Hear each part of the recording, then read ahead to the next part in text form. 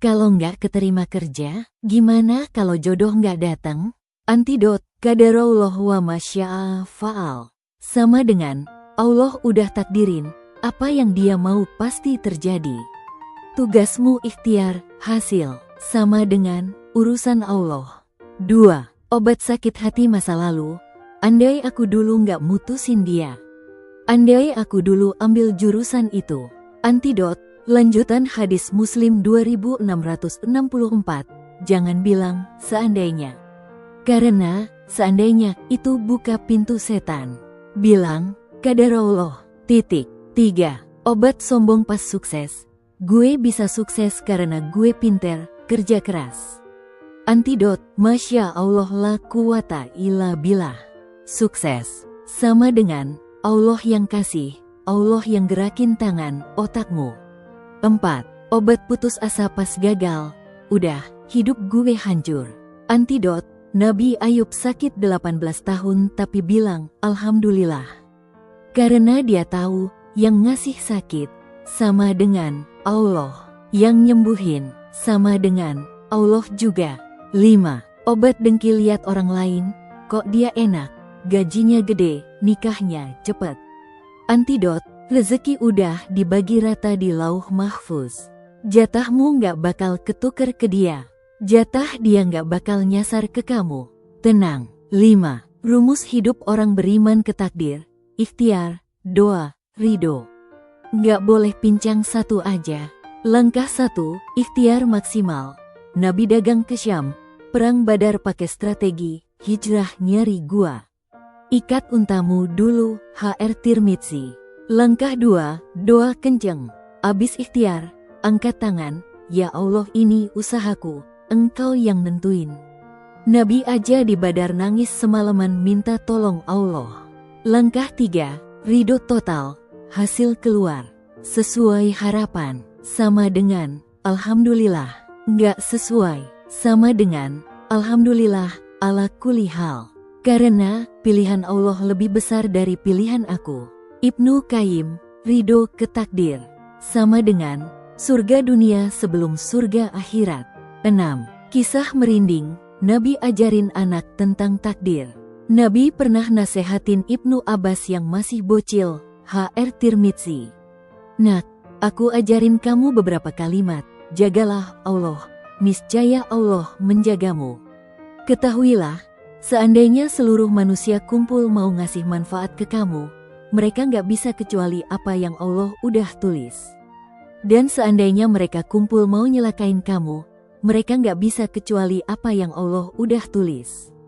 Guru SDT Ribuaik sedunia, sama dengan Nabi Muhammad.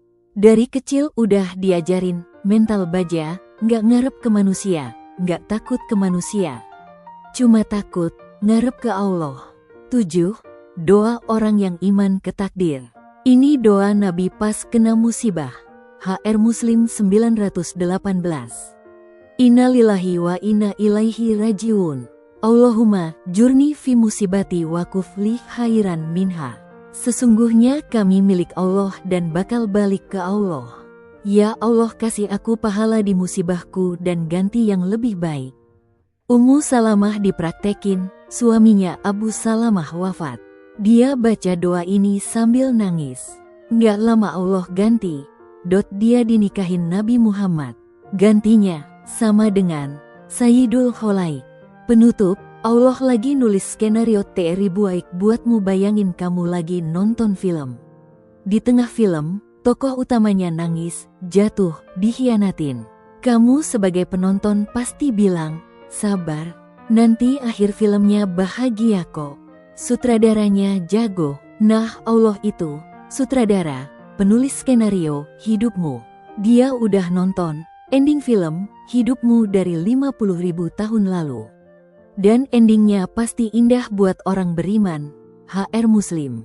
Jadi kalau sekarang episodenya lagi sedih, lagi diuji, lagi ngerasa kok gini amat, sabar. Tarik napas, bisik, ya Allah, aku ridho sama tulisanmu. Aku yakin endingnya indah, karena yang nulis engkau. Mulai detik ini, tiap ada masalah, ganti kata, kenapa aku sih ya Allah, Jadi, ya Allah, apa hikmah di balik tulisanmu ini? Kamu sekarang lagi di bab ujian, apa sayang?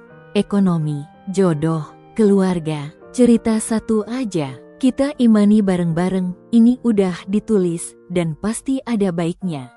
Menghentikan kemungkaran dengan tangan artinya menghentikan kemungkaran tersebut dengan kekuasaan dan kemampuan yang dimilikinya.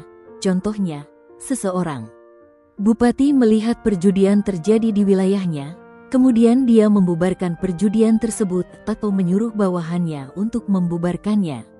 Menghentikan kemungkaran dengan lisan artinya dengan perkataannya atau dengan sesuatu yang menyerupai perkataan, seperti tulisan, poster, dan lain-lain. Contohnya, seseorang melewati pemuda-pemuda yang sedang makan makanan haram, kemudian dia menasihatinya dengan mengatakan, "Wahai kawan, berhentilah memakannya, makanan itu haram." Orang yang mengingkari kemungkaran hanya dengan hatinya, maka akan tetapi, ketika kita ingin mengingkari kemungkaran dengan tangan dan lisan, maka kita harus benar-benar mempertimbangkan dampak yang akan ditimbulkan dari pengingkaran dengan tangan dan lisan tersebut. Jika menghasilkan kebaikan atau mengurangi kemungkaran, maka kita teruskan hal tersebut. Tetapi jika malah menimbulkan kerusakan atau bertambahnya keburukan, maka hal tersebut tidak boleh kita lakukan. Larangan menunda pembayaran hutang. Diriwayatkan dari Abu Hurairah 1, Rasulullah Shallallahu alaihi wasallam bersabda, memperlambat pembayaran hutang untuk orang yang memiliki harta adalah kezaliman. Memperlambat pembayaran